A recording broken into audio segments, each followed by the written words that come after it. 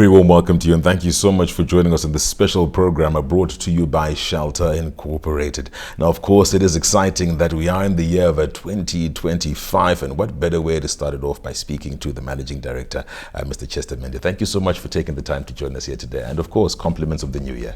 Thanks, Farai, and same to you. And greetings to our staff, our clients, our suppliers, and the various stakeholders that make our business possible. We want to wish you the very best for 2025. We cannot appreciate you enough, and I have to emphasize our staff because they are key and central to this, our clients and our suppliers who make this business. Without you, we would not be where we are today. And I want to assure you that we continue to have you in mind, and we continue to do our best to complement you and to keep your business running. I must also acknowledge my board and my shareholders who have given us the authority and mandate to execute, and to assure them that we have all our hands on the deck to make sure that their asset grows from strength to strength. 2025 for me is like any other year where I always greet every new year with a lot of excitement.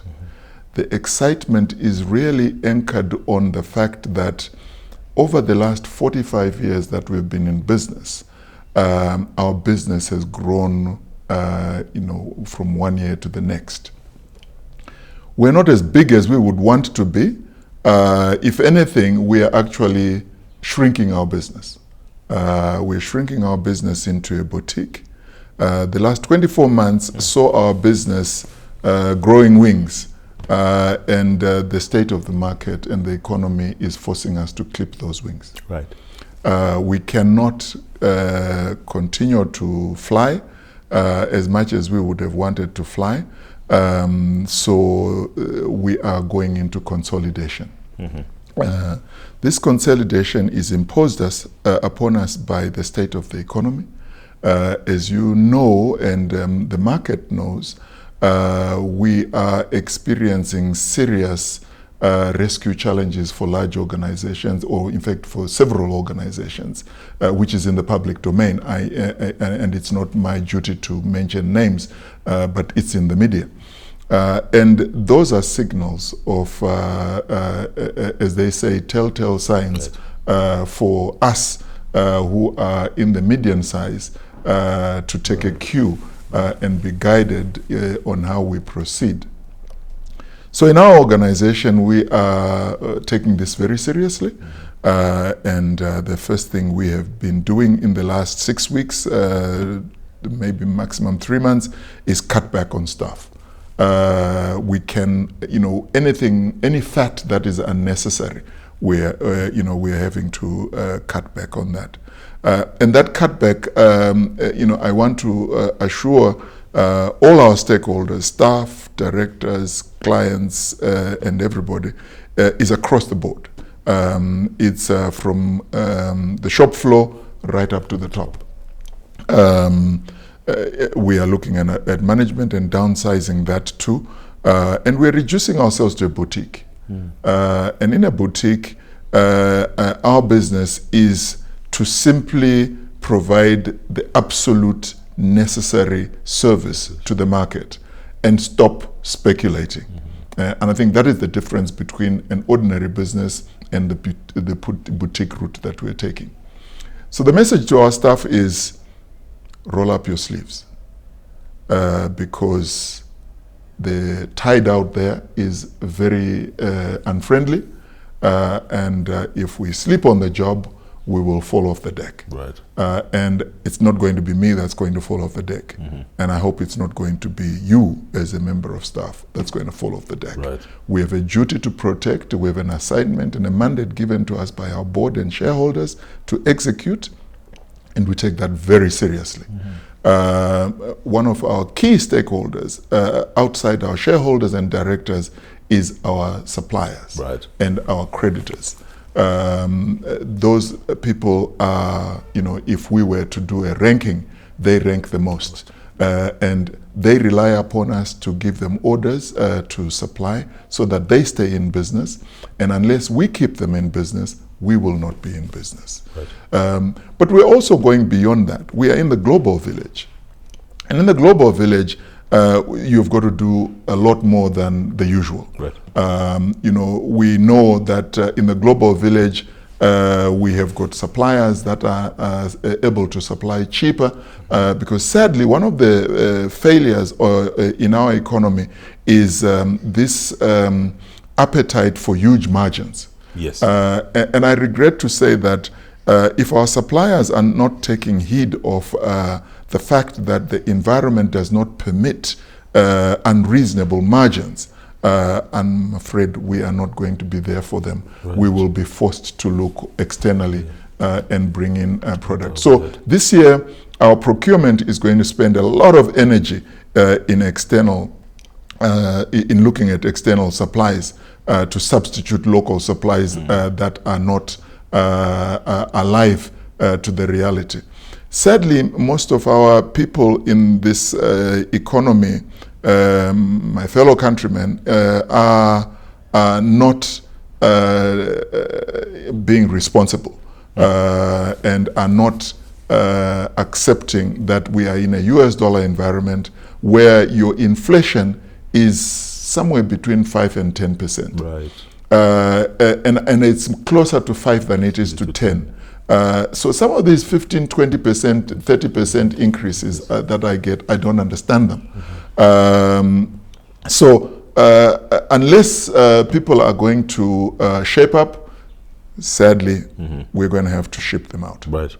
You speak to measures of austerity, and I think that also then leads us into the practical aspects now. Maybe we can look at Shelter as the business model that's currently there. I know you broke down the boutique component, meaning that it'll be a lot more specialized. Give us an appreciation of some of the projects that we can look forward to being extended during the course of the year. Our entry point in the housing market is seen in Chipukutu, where we've finished building. We've finished building a product, in my opinion, that is above the market in which it's located. Right. And the reason we did that is none other than to show that we can do it. I have to remind the market that we are in the middle income and upper low income. We're not in the upper income. So we are not found in Borodale. Shelter does not have any products that it gives you in Borodale. But that's not to say we're not going there. We may go there, but for the moment, our hands are full with the middle and upper low income market.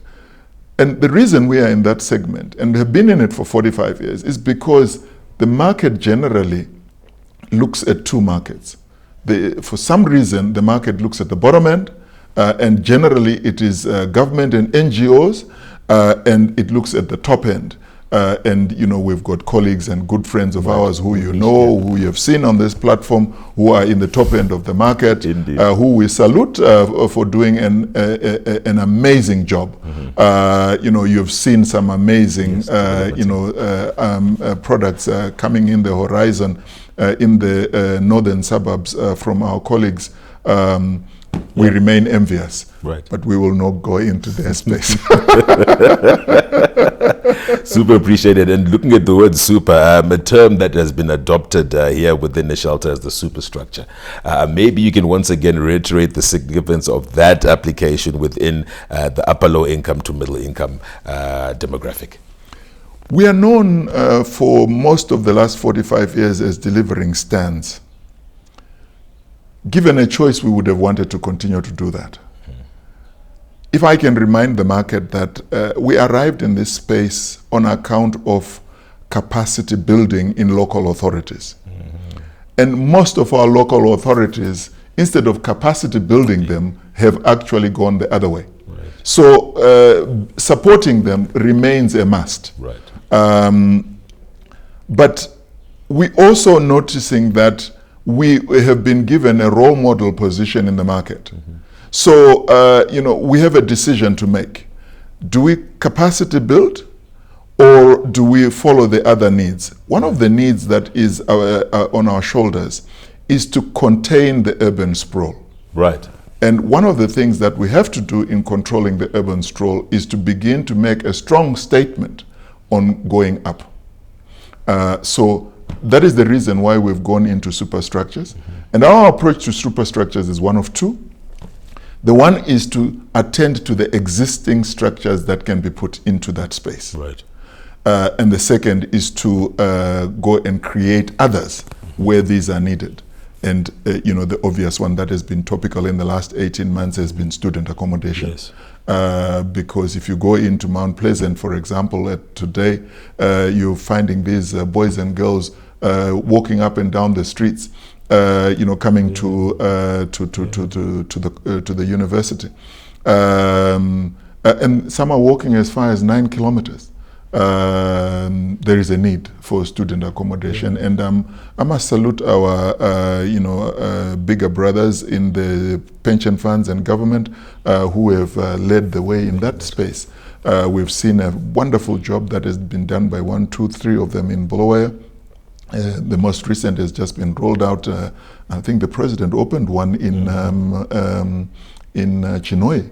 An outstanding job that was done by one of the pension funds.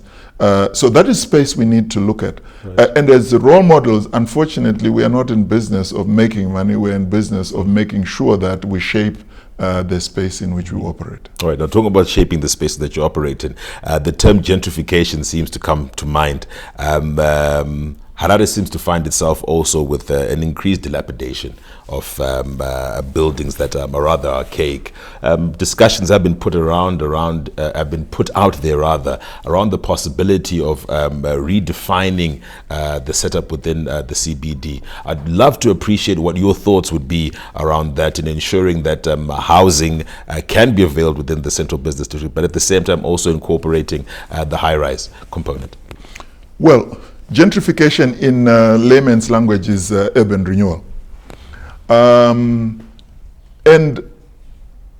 across the world, the city center is no longer business space, especially on the African continent, because we have got rural to urban migration, and rural to urban migration is increasing traffic. Because you're increasing traffic, the city center is inaccessible. Because the city center is inaccessible, business is running away from the city so that they are in a space where their clients can access them with ease, which is necessary. Yet at the same time, with rural to urban migration, you've got these people that are coming in to look for jobs or to trade that really want to trade at the leanest cost possible.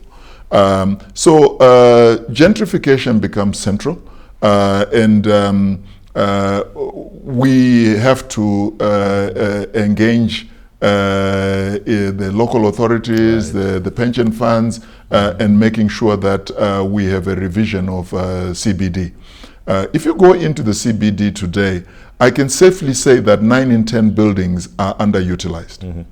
To the extent that on average, then even the 9 that are well utilized, you'll be doing very well if they are utilized beyond 60%. Right. So that space needs to be reconfigured. I was listening to one of our big brothers the other day using a word that I found quite interesting, and it's called repurposing. So You need to repurpose these structures. So you've got gentrification, you've got urban renewal, you've got repurposing. So the ZBD has to be restructured so that we get better return on investment for the investors, while we serve the needs of the market and the consumers. Right, and then also on the note of a return for investors, we found that, of course, the diaspora market has significantly contributed towards the boom within the construction, especially housing space in Zimbabwe. How well would you say that you've managed to position yourself as Shelter Incorporated to be able to tap into that diaspora market? Well, the diaspora is in fact one of the reasons why we've gone into superstructures, because you and I will know that most of our relatives in the diaspora have lost a lot of money to relatives back home who have been asked to do what they haven't done. Right. So there is a need for somebody to help them put up a structure, and a need for somebody to help them manage the structure. Right. So this is one of the products that we are charged by the market to attend to, so that we can address that. But yes, we must give our appreciation to the diaspora market for their support, because it's now headed for 3 billion. Yes. A quick follow-up to that question.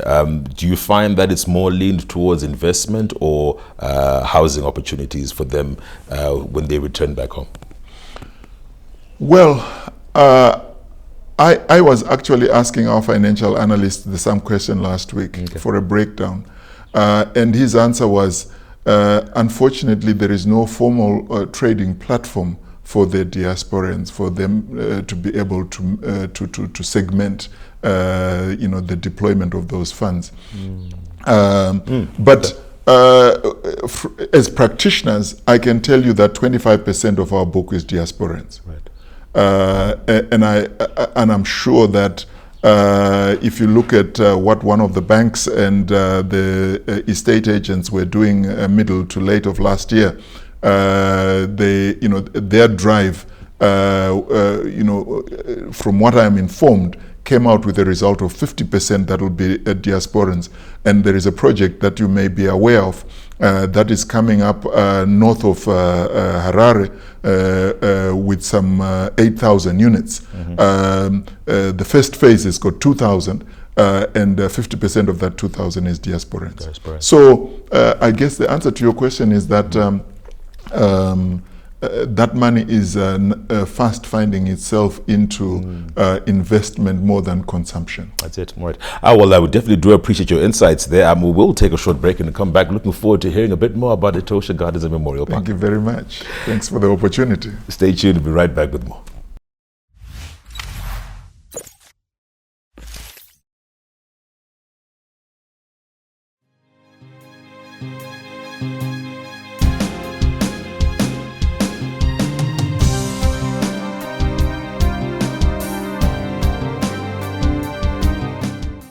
Welcome back to this special program brought to you by Shelter Incorporated. Now, in our first segment, we're speaking to the Managing Director, Mr. Chester Mende, highlighting, of course, the prospects of 2025, but also, more importantly, speaking to some of the objectives of Shelter Incorporated with regards to housing developments. Now, as you are aware, Shelter Incorporated does extend itself to various facets, most notably the Etosha Memorial Park and Etosha Gardens.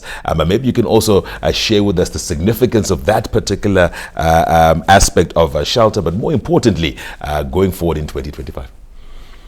Well, Shelter is made up of 3 brands. Shelter Zimbabwe, which is housing. Shelter Etosha Memorial, which rolled out last year, which is the upper segment in our afterlife, and Etosha Gardens, which is our entry point. As I alluded to earlier, 2025 is belt tightening. 2025 is consolidation. 2025 sees us upscale our role in superstructures. 2025 sees us consolidate our position in infrastructure. 2025 sees us re-engineer our position in the afterlife. Our initial strategy in the afterlife has been disappointing. It's been disappointing because what we had hoped we would achieve with our in the market has not been realized. It has not been realized largely because of fixations in behavior, and it's something we have to address in 2025.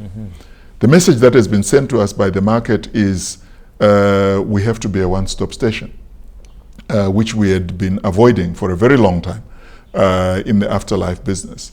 And we had been avoiding it because we are raised to believe in core functionalities. And this Bamba Zonke approach, we really don't believe in it. I know my friend in Bulawayo, Bamba Zonke, will know that I am using the word in good faith. Yes. You cannot Bamba Zonke. You can't know it all. You can't, yeah. You are a good presenter. Right. Do your best to it, and it will reward you. I can't be a cameraman. You can't be a cameraman.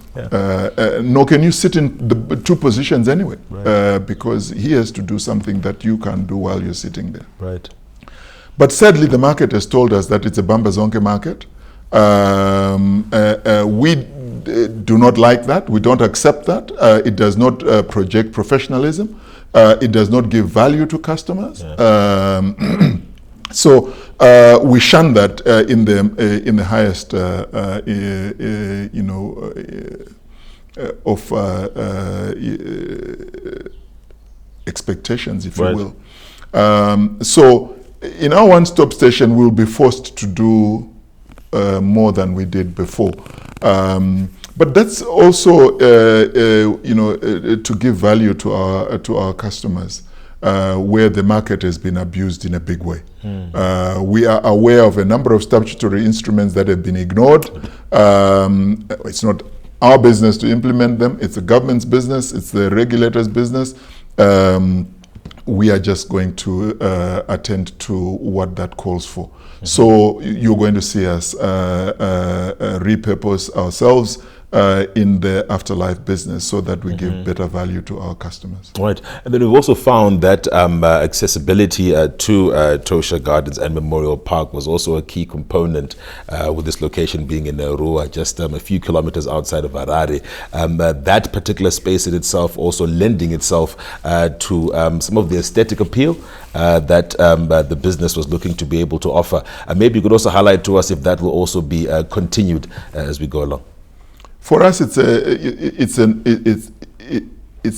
a given. Sure. Our 45 years in shelter has demonstrated that we believe in quality. If there is anybody who believes we've performed to the contrary, we are happy to hear that, because we do not want to be associated with anything short of quality. Right. And we're going to maintain that. My grandmother told me that you do it right the first time, you do it perfectly that way. Don't do it, rushed and hushed, because you'll be going back. It will cost you more. So do it correct the first time. Right. And the other thing also is that you must be honorable. And the only way you can be honorable is to give quality. But for us, afterlife is something for which we are passionate. We take great exception to the way some of our people have looked after our dear deceased. You go to some of these places where our relatives are resting, and you have to be bleeding, because they are just something else. And we will not associate ourselves with that. Yeah. I do want to touch on some of the ancillary services that Tosha also offers. I know that for those bereaved, there's also support and care through the pastoral service that's there. Maybe you could just touch a bit on how that has also been beneficial, and if at all, how it will also be extended going forward in terms of addressing issues of mental health around bereavement. Yeah. Thank you. You talk about mental health, and if I can abuse you on that, before I go into the main question. Sure. mental health is a big issue.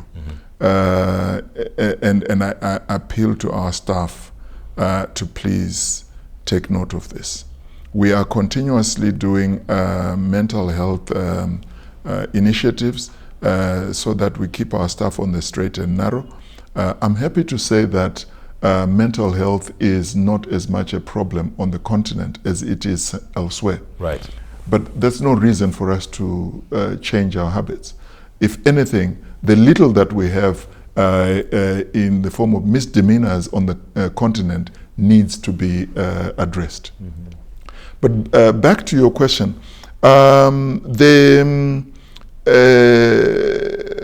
product in its makeup was instructed by our experience in COVID. You will be aware that in COVID, our dear departed were mourned by 3, 4, if that. Maximum 5. Yeah. I remember specifically an incident where a friend of ours passed, and the message we were sent was, please don't come into the house. You can drive past our house and wave at us. That's what happened, and it was just so painful. The family was just grieving and needed support. But there was a mental effect to this. Right. So what we learned from that was there was a need for somebody to fill the gap. These people that had lost their loved ones needed somebody to give them comfort. And as a result, thanks to Pastor Makombe and my dear wife, Mrs. Mende, Pastor Mende, initially Pastor Makombe, who came out of retirement to hold our hand, and later Mrs. Mende, who came in to assist him, and they brought in other students in this space to grow, that unit, because these bereaved members need comfort. I don't know if society is aware that we have become very commercial as a people. Just think about it. When there has been a death, how many people do you find minutes after burial at the funeral? Very few. The morning after, even less. The morning, 2 nights after, you're down to just the 1 or 2, 3 family members. And they have to deal with their loss on their own. Right. You have mothers and fathers, husbands and wives who have lost their loved ones, who are left on their own, and they're grappling for support. And that's where our pastoral service, comes in, and we're so happy that we are doing it because, what we are finding there, we are even not doing enough. If funds permitted, we would want to do more. Right. And then also want to speak to an extensive service also that was offered, a unique Memorial Day that would be held at Etosha within the Memorial Park, where various family members would be able to come collectively appreciating their loved ones. And maybe you could highlight how that a unique approach towards addressing bereavement has transpired. Thank you. That is consistent with the duty upon us to console the bereaved. Pastoral was one, but memorial service is another. From a business point of view, the two don't make sense. Yes. We don't get paid for them. Yeah. And yet they cost us. Somebody was joking with me the other day that the amount of money we spend at the memorial is more than what we will have received in the year in income. But when you look at me, the person, you have to remember that you're looking at a businessman who has a duty to society. Right. Society has brought me to where I am today, and I have a duty to give back to society. Right. So corporate social responsibility is a must for me. Right. The fact that we are presented with decadence is none of my business. I want to join my ancestors with a clear message that says, I did my part to make sure that society was more livable than is otherwise the case. And on that particular note, I guess my closing question would be appreciating, of course, how far the development has come, and I'm sure we can look forward to more during the course of the year. What would your final remarks be to those, of course, who would be considering taking on some of the service offerings within Shelter Incorporated? The parting shot is thank you very much for the support over 45 years. Thank you very much to the staff, and I want to encourage our new graduate trainees to remember that they were brought here to pick up the baton from us. I know that they have not been fairly rewarded to their expectations as is instructed upon them by the state of the economy, but it's something we are attending to because this is a new development in our organization. Right. We want to make sure that what we are investing in our graduate trainees, who are our successors, is a success. So thank you to them for supporting us and getting us to where we are today. Thanks to you for keeping your mouth open and shouting on our behalf, and your cameramen, yes, who have made it possible and presented a respectable studio product. Right. You guys, as a team, you have done a fantastic job. Thank you very much for that. Our customers can be assured that we will be the last to let them down. That's it. If at all. And they can be assured that we will continue to be what we have been for 45 years and more. Right. So I look to 2025 with a lot of excitement, and I'd like everybody to join us in making it happen. That's it. Thank you so much, Mr. Mende, for your time, and we thoroughly do look forward to speaking to you again in future. Thanks very much for having me. That's it. Well, that brings us to the end of our segment that opens up at the year 2025. Exciting times for Shelter Incorporated. We'll make sure that we do keep you updated. Make sure you take advantage of our social media platforms. Keep sending us your questions, comments, and your contributions. That's it for now. Pleasant viewing.